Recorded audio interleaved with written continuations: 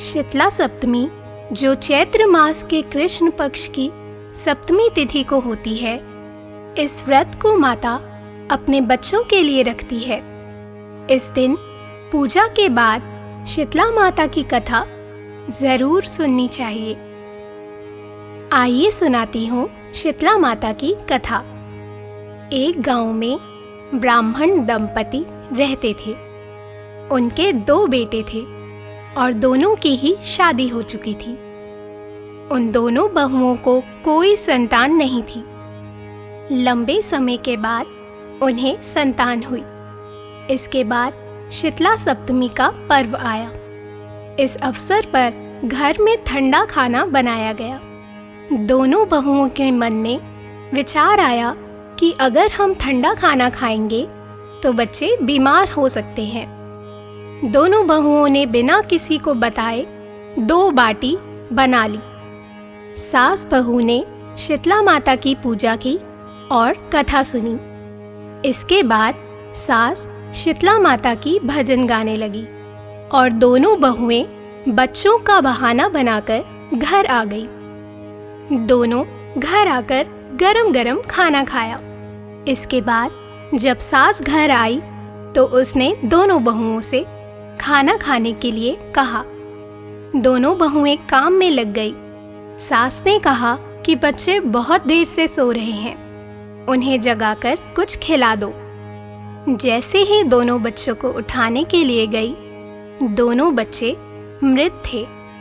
ऐसा शीतला माता के प्रकोप से हुआ। दोनों बहुओं ने रो रो कर अपनी सास को सारी बातें बताई।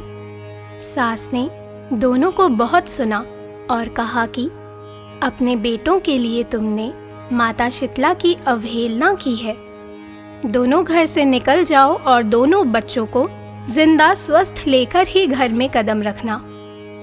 दोनों बहुएं अपने बच्चों को टोकरे में रखकर घर से निकल पड़ी। जाते जाते रास्ते में एक जीर्ण वृक्ष आया, जो खेजड़ी का वृक्ष था। इसके नीचे 2 बहनें बैठी थी, जिनका नाम ओरी और शीतला था। दोनों के बालों में जूं थी। बहुएं काफी थक भी गई थी। वह भी उस वृक्ष के नीचे बैठ गई। इसके बाद दोनों ने ओरी और शीतला के सिर से बहुत सारी जुएं निकाली। जुओं के निकल जाने से उन्हें काफी अच्छा अनुभव हुआ।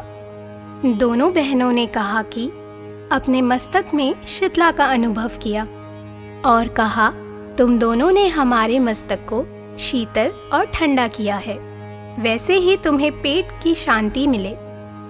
दोनों बहुओं ने कहा कि पेट का दिया हुआ ही लेकर हम मारी मारी भटक रही हैं, परंतु शीतला माता के दर्शन हुए नहीं। इतने में शीतला माता बोल उठी कि तुम दोनों दुष्ट हो, दुराचारिणी हो। तुम्हारा मुंह तो देखने लायक ही नहीं है। शीतला सप्तमी के दिन ठंडा भोजन करने के बदले तुम दोनों ने गरम खाना खाया। इतना सुनते ही दोनों बहुओं ने शीतला माता को पहचान लिया। दोनों बहुएं शीतला माता से वंदन करने लगी। दोनों ने कहा, माता हमें माफ कर दो, हमने अनजाने में भोजन कर लिया।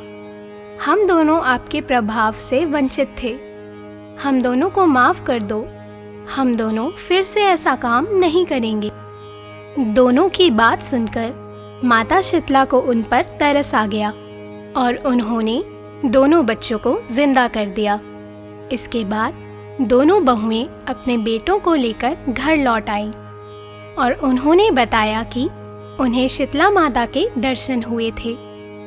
दोनों का धूमधाम से स्वागत करके गांव में प्रवेश करवाया। बहुओं ने कहा, हम गांव में शीतला माता के मंदिर का निर्माण करवाएंगे और चैत्र महीने में शीतला सप्तमी के दिन सिर्फ ठंडा खाना ही खाएंगे। शीतला माता ने बहुओं पर जैसी अपनी दृष्टि की, वैसी कृपा माँ सब पर बनाए रखें। बोलिए शीतला माता की जय।